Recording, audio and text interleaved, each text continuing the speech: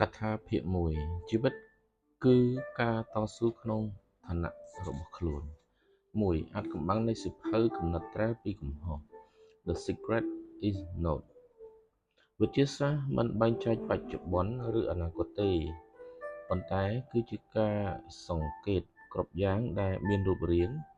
ទោះជាការប៉ាន់ស្មាននោះប្រព្រឹត្តទៅដោយសន្សឹមក៏ដោយក៏នឹងបានជាកំហើញចំពោះអ្វីដែលកំពុងតែកើតឡើងដែរ James Watt កើតក្នុងគ្រួសារជនជាតិស្កុតឡង់ឪពុកជាវិស្វករម្ដាយជាមេផ្ទះដោយសារតែរាងកាយទន់ខ្សោយគាត់រមែងតែឈឺក្បាលនិងក្តៅខ្លួនផ្ទែកជានិច្ចដល់ពេលគ្រប់អាយុចូលរៀននៅក្នុងគ្រួសារគ្មាននរណាបញ្ជូនវត្តឲ្យចូលសាលារៀនទេគឺរៀនជាមួយម្ដាយនៅឯផ្ទះជាច្រើនឆ្នាំទម្រាំតែបានចូលរៀនដោយសារតែរាងកាយទន់ខ្សោយនេះហើយធ្វើឲ្យវត្តមានមាឌតូចប្រហាក់ប្រហែលនឹងក្មេងដែលមានអាយុតិចជាងគាត់ច្រើនឆ្នាំជាមវត្តជាមនុស្សឆ្លាតតាំងពីក្មេងជាពិសេសចូលចិត្តសិក្សានិងវិភាគពីបញ្ហានានាយ៉ាងខ្លាំងនៅពេលមានអាយុ6ឆ្នាំថ្ងៃមួយមានភ្ញៀវមកលេងផ្ទះឃើញវត្តកាន់ដីសគូសក្រវែមក្រវាមនៅលើជើងក្រានកម្ដៅហើយនិយាយទៅកាន់ឪពុកគាត់ថាក្មេងធំប៉ុណ្ណឹងហើយហេតុអ្វីនៅតែគូសក្រវែមក្រវាមពេញដីទៀតឪពុករបស់វត្តសើចហើយឆ្លើយថាមើលឲ្យច្បាស់ថាតើកូនខ្ញុំគូសអ្វីភ្ញៀវម្នាក់នោះដែលចូលទៅជិតឃើញថាវត្តគូសរូបរង្វង់មូលជាច្រើន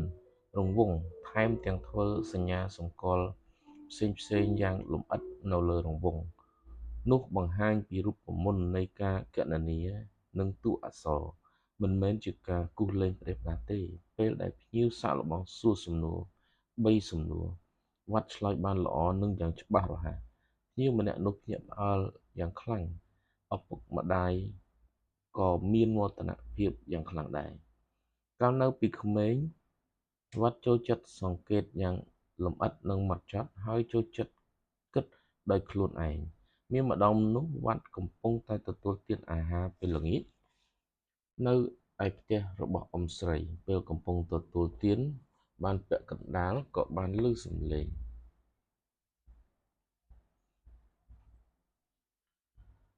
មកពីជើងក្រានបាយគាត់ក៏រត់ចូលទៅមើលឃើញថាជាសំឡេងទឹកនៅលើជើងក្រានពុះ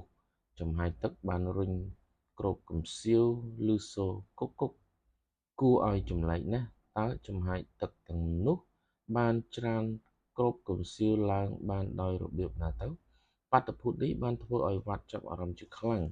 គាត់មានអារម្មណ៍ថាចម្លែកខ្លាំងណាស់ព្រមទាំងសម្លឹងមើលគ្របកំសៀវដោយមិនដាក់ភ្នែកគាត់ចាំមើលនៅក្បែរជើងក្រាននិងគិតយ៉ាងយូររហូតដល់ភ្លេចញ៉ាំបាយអ៊ំស្រីឃើញដូច្នេះបាននិយាយថាក្មេងល្ងងអើយប៉ុន្តែគ្មាននរណាស្មានដឹងថាក្មេងល្ងងម្នាក់នេះបានទទួលកម្លាំងជំរុញចិត្តពីរឿងទាំងនេះទេបន្ទាប់មកបានប្រឌិតម៉ាស៊ីនចំហាយទឹកឡើង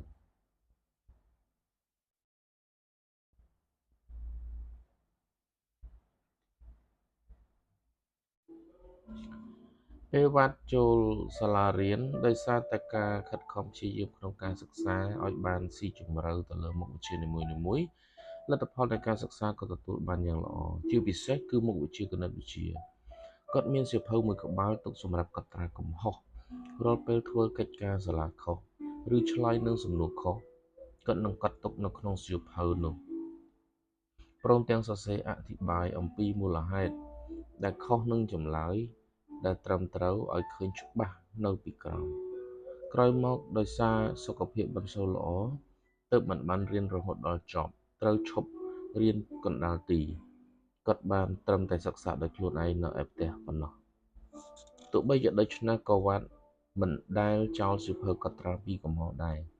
គាត់កត់ត្រាកំហុសតាំងពីដើមរហូតដល់ចប់ដោយមិនរុញរាគាត់យកវិធីនេះមកប្រើជាមួយនឹងការស្រាវជ្រាវរកចំណេះដឹងផ្នែកខាងវិទ្យាសាស្ត្រផ្សេងទៀត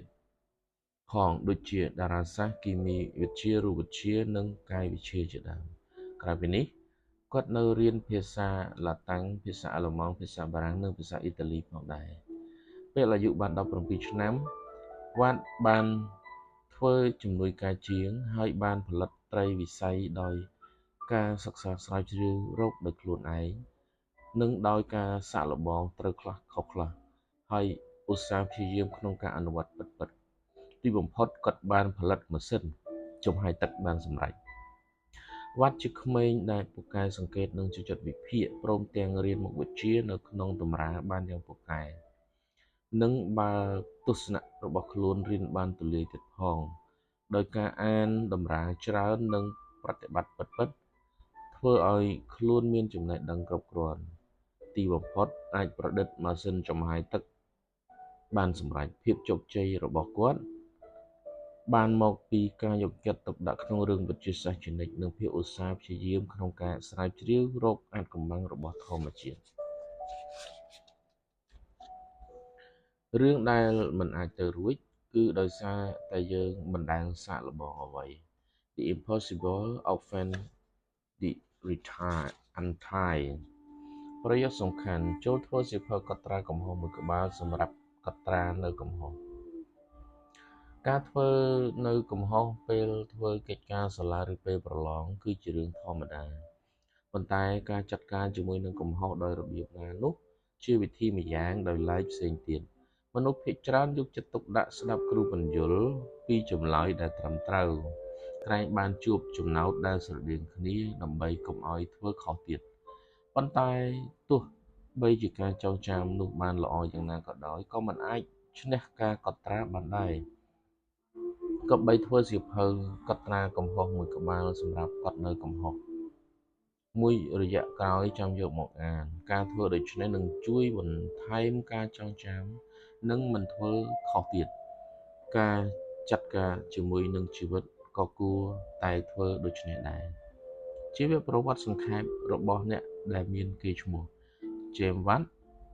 1736 ដល់ 1819 ជាអ្នកប្រឌិតដែលត្រូវគេទទួលស្គាល់ទូទាំងពិភពលោកសមត្ថភាពនៃគំនិតច្នៃប្រឌិតរបស់គាត់លើសពីមនុស្សធម្មតាហើយការវិភាគដោយមិនឈប់ឈររបស់វ៉ាត់ជាស្មារតីនៃដ៏មានតម្លៃនិងជាមហាសម្បត្តិ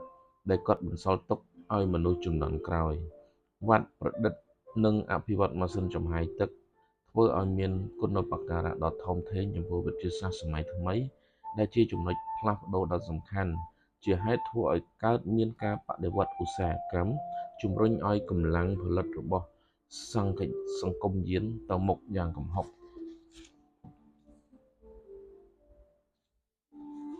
នៅក្នុងនេះគឺខ្ញុំដកស្រង់បញ្ញសៀវភៅ3នាទីផ្លាស់ប្ដូរជីវិតអ្នកឲ្យប្រសើរនេះគឺជាចំណុចចាប់ផ្ដើមនៃមេរៀនទី1អញ្ចឹងគាត់និយាយអំពីប្រវត្តិរបស់ជាមវត្តដែលជាអ្នកផលិតម៉ាស៊ីនចំហាយទឹកជាទេសភ្លើងដែលចំហាយទឹកជំនាន់នោះបាទអញ្ចឹងអ្វីដែលសំខាន់ដែលចង់ផ្ដោតឲ្យយើងភ្ញាក់រលឹកគឺយើងត្រូវមានការកត់ត្រាមួយនៅកត់ស្អីក៏ដោយកត់នៅចំណុចអីក៏ដោយក៏ជារឿងល្អដែរតែត្រូវតែមានការកត់ត្រាមួយពីកំហុសដែលយើងបានសាងដើម្បីឲ្យយើងដឹងថារឿងនោះយើងពិតជាបានធ្វើខុសម្ដងហើយកុំឲ្យវាខុសលើកទី2ម្ដងទៀតអញ្ចឹងនៅក្នុងគំនិតនៅក្នុងសភៅនេះគឺនៅក្នុងចំណុចមួយនេះគឺមានន័យប៉ុណ្ណឹងណាគាត់ពិតជារូបកាយមិនល្អជាវត្តរូបកាយមិនល្អសុខភាពមិនល្អក៏ប៉ុន្តែការតាំងចិត្តនិងការឧស្សាហ៍ព្យាយាមរបស់គាត់ជួយគាត់សម្រេចបាននៅអ្វីដែលគាត់អាចច្នៃប្រឌិតបានតែអ្វីដែលជាបទពិសោធន៍នៅក្នុងជីវិតរបស់គាត់មួយគឺការកត់ត្រានៅកំហុសនៅពេលដែលគាត់ឆ្លើយខុសនៅពេលដែលគាត់ធ្វើលំហាត់ខុសនៅពេលដែលមានការសម្រេចចិត្តខុសគាត់មានការកត់ត្រាមួយដើម្បីរំលឹកគាត់ឬក៏អាចថារំលងមក4-10ថ្ងៃកន្លះខែ1ខែឬឆ្នាំយើងអាចបើកមើលឡើងវិញទៅយើងនឹងមិនកសាងកំហុសបែបនោះមិនសាទៀតទេអ